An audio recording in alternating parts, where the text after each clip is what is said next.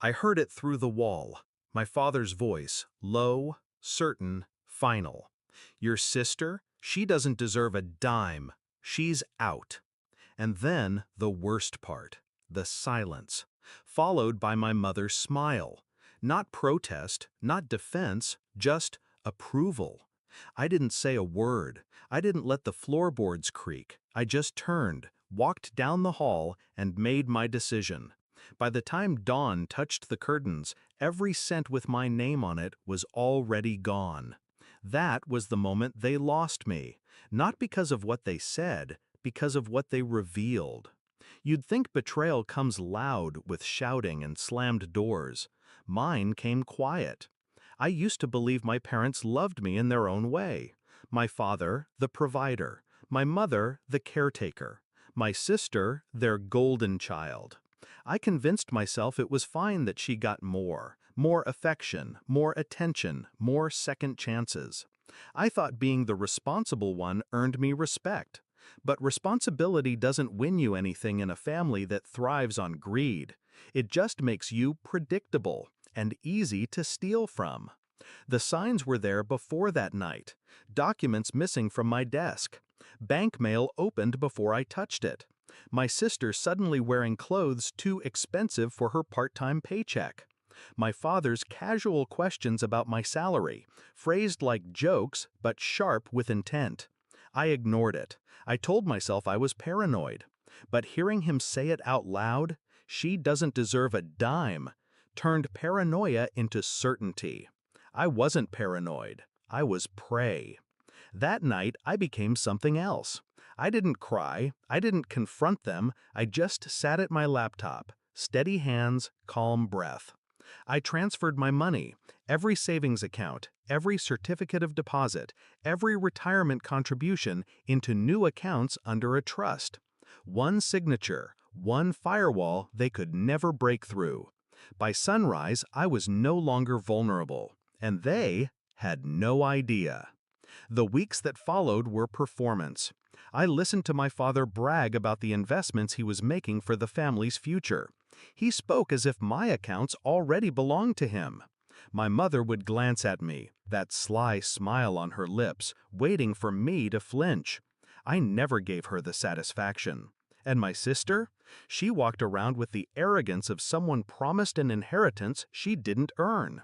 She dropped hints about the car she wanted, the house she'd live in, the trips she'd take.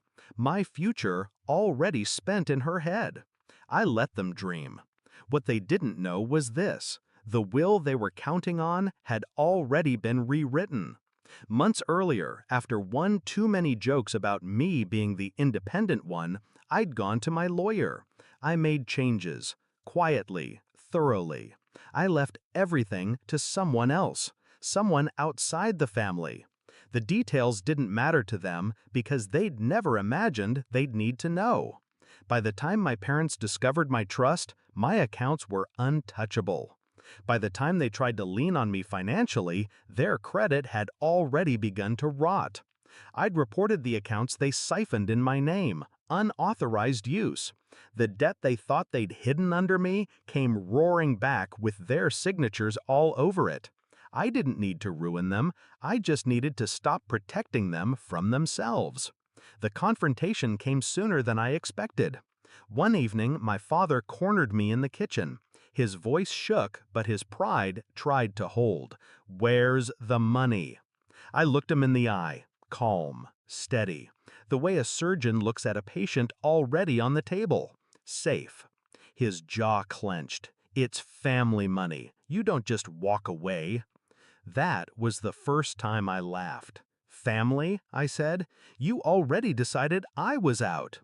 My mother stepped in then, her smile thinner now, desperate. "We didn't mean it. You know how your father talks." I set my glass down on the counter. The sound echoed in the silence. "You knew exactly what he meant. You always do." Her face cracked then, fear where smugness used to be. My sister stormed in, furious. "You're ruining everything. Dad promised."